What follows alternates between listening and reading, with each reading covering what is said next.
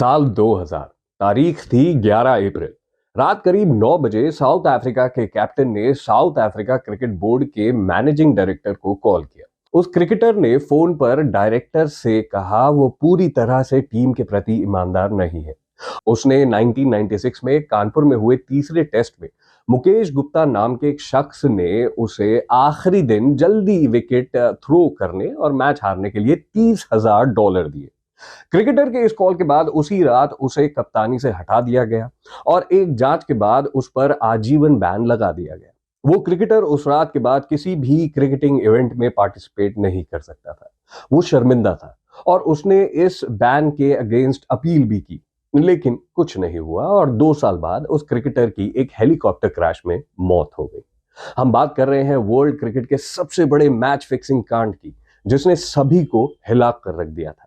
और जिस क्रिकेटर की हम बात कर रहे हैं उसका नाम है हैंसी क्रोनिए।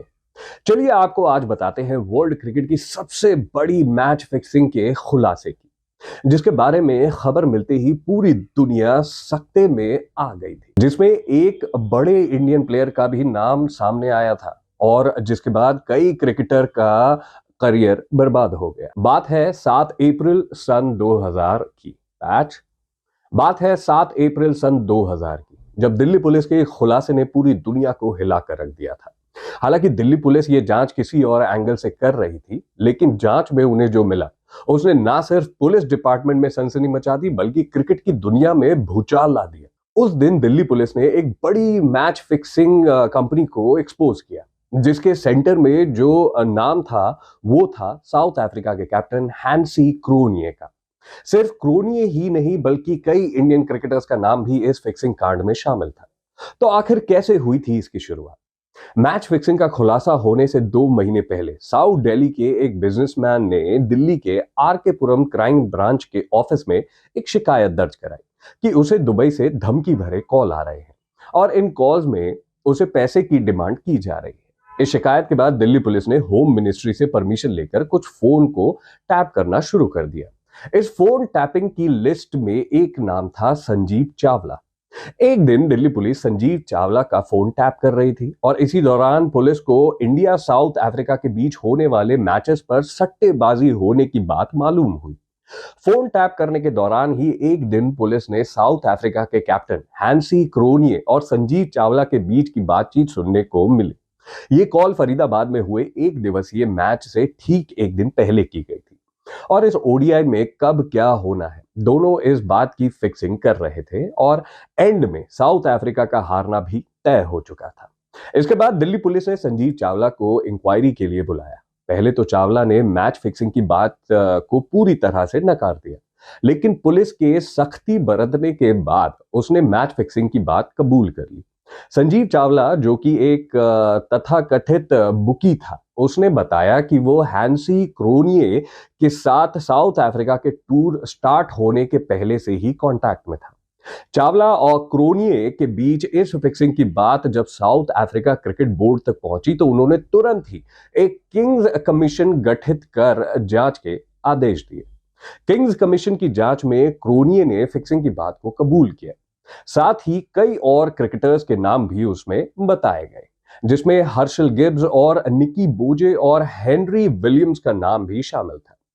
किंग्स कमीशन के सामने क्रोनिए पूरी तरह से टूट गए और ये कबूल कर लिया कि उसने मैच फिक्सिंग के लिए बुकी से पैसे लिए। क्रोनिए ने ये सब इसलिए कबूल किया क्योंकि किंग्स कमीशन ने उनसे कहा कि अगर वो सब सच सच बताएंगे तो उनकी पेनल्टी कम की जा सकती है। इसके बाद किंग्स कमीशन ने कई क्रिकेटर से क्रोनिए के खिलाफ जो सबूत मिले उन्हें टेस्टिफाई कराया और कमीशन इस नतीजे पर पहुंची कि क्रोनिए मैच फिक्सिंग के आरोपी है। इस घटना के बाद बीसीसीआई और पीसीबी पर भी दबाव बना कि वो भी इस फिक्सिंग कांड की जांच करें। इसी के बाद फिक्सिंग में इन्वॉल्वमेंट के चलते अजरुद्दीन पर आजीवन बैन लगा दिया गया। साथ ही अजय जडेजा पर भी 5 साल का बैन लग गया। इसके बाद उसी साल अक्टूबर में हैंसी क्रोनिए पर क्रिकेट के सभी फॉर्मेट के लिए आजीवन बैन लगा दिया गया, जिसका मतलब था कि वो अब किसी भी क्रिकेटिंग इवेंट में हिस्सा नहीं ले सकते थे। साथ ही हर्षल गिब्स और हेनरी विलियम्स पर भी सैंक्शन लगाए गए और साल के एंड तक के लिए उन्हें बैन कर दिया गया।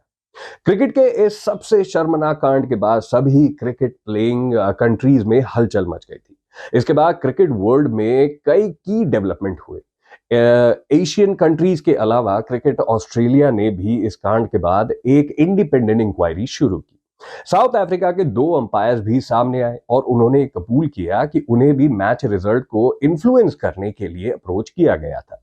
इस फिक्सिंग में ब्रायन लारा जैसे नाम भी शामिल थे, जो इंडिविजुअल प्लेयर्स की परफॉर्मेंस पर बेट लगाते थे। हालांकि बाद में उन्हें इनोसेंट माना गया था। इस फिक्सिंग कांड ने उस वक्त सभी क्रिकेट फैंस, खासकर इंडियन क्रिकेट फैंस का दिल तोड़ दिया था। उनका विश्वास इस जेंटलमैन गेम पर से डगमगा गया था। अजहर, जडेजा और कपिल जैसे नामों के सामने आने से लोगों ने काफी आउटरीच किया, लेकिन धीरे धीरे सब नॉर्मल हो गया। लेकिन क्रिकेट के इतिहास में लगा कि ये बदनुमा दाग आज भी वैसा का वैसा ही है, जिसके याद आने पर हम अक्सर सोचने पर मजबूर हो जाते हैं कि क्या सच में क्रिकेट एक जेंटलमैन गेम है। खैर, इस फिक्सिंग कांड के इंडियन इन्वॉल्वमेंट और उनकी कैसे इस हिस्ट्री पर हम किसी और वीडियो में डिटेल में बात करेंगे।